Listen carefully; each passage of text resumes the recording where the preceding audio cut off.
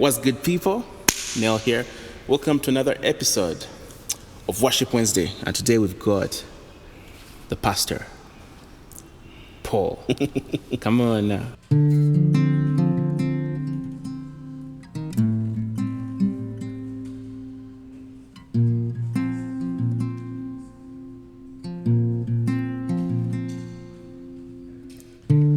Lord, I hunger for your presence.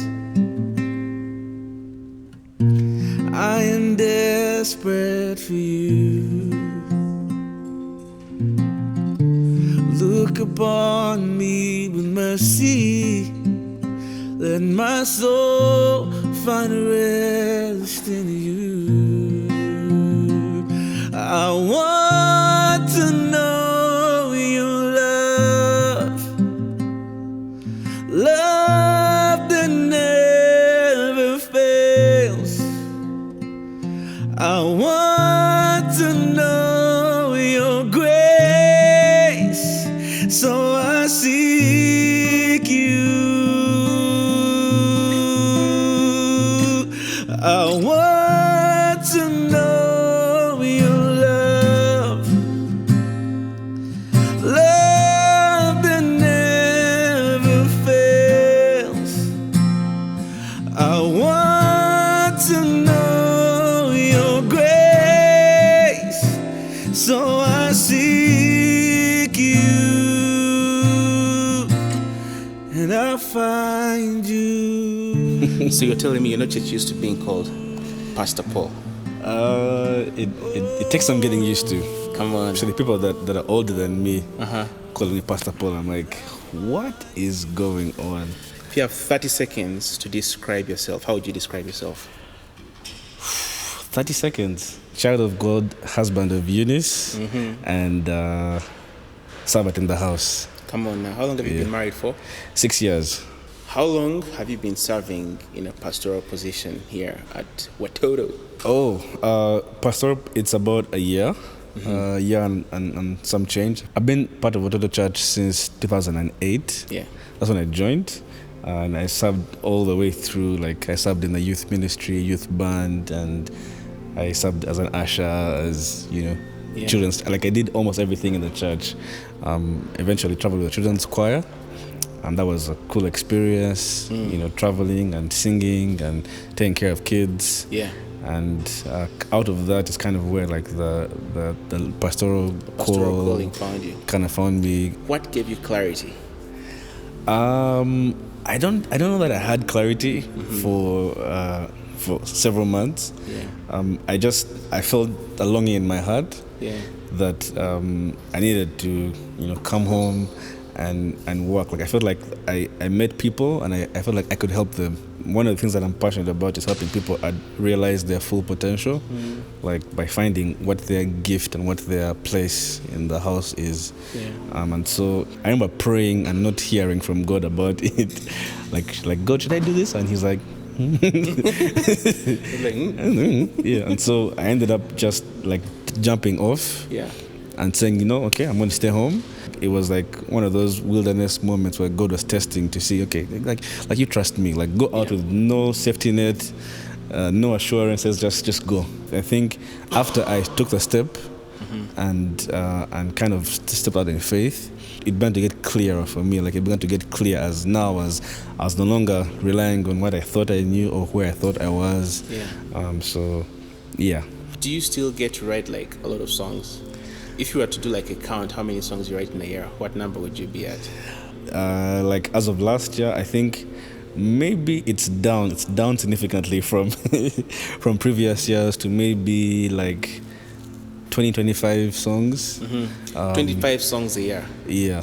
Come on. Over the year. That's a reduced number. They're not all good songs. Yeah, but they're 25. Yeah. That's huge. Yeah. Where do you find your inspiration from? I find that I write a lot from what I'm going through or like how I'm feeling at the moment. Yeah. You know how they said they're feelers and thinkers? I think I'm a feeler. You're a feeler. Yeah, so like usually when I'm going through something, I'll want to express how I'm feeling, and that's usually where I begin to write from. And Other times it's kind of what I'm sensing, maybe like now in the pastoral thing that I'm in. Nothing is impossible for you. You are sufficient for me, more than I ever need, more than enough, abounding in love. You are my everything, my everything.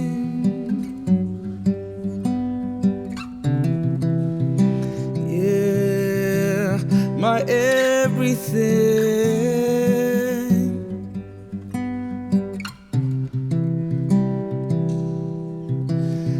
Only you can heal and make me whole.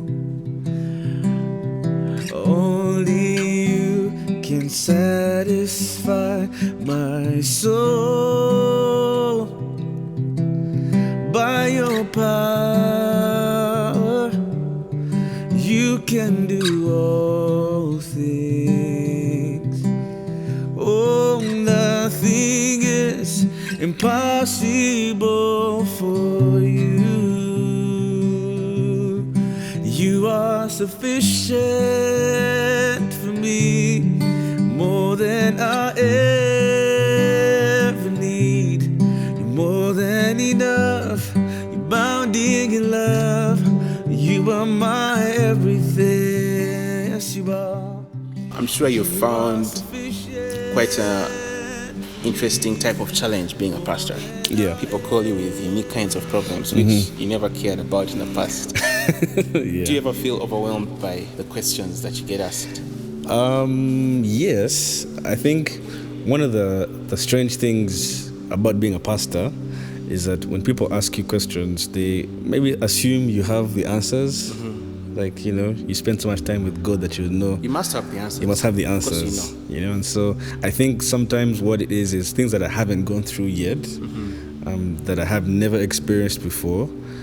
Those sometimes can feel very daunting when people are going through like life-defining moments. Yeah. The weight of it feels like, okay, I need to be very careful how I deal with this, because this is something which could change the course of this person's life forever. Yeah.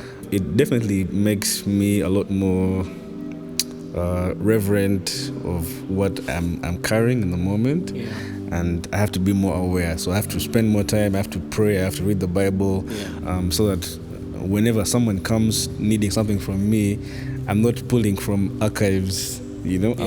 It needs to be fresh. It needs to be something that the well is actually, There's a sense in which you need to really rely on something that's beyond you. Yeah. To help people that are in front of you. Tell the guys on YouTube what to do. Guys on YouTube, you want more stuff like this? Like, subscribe.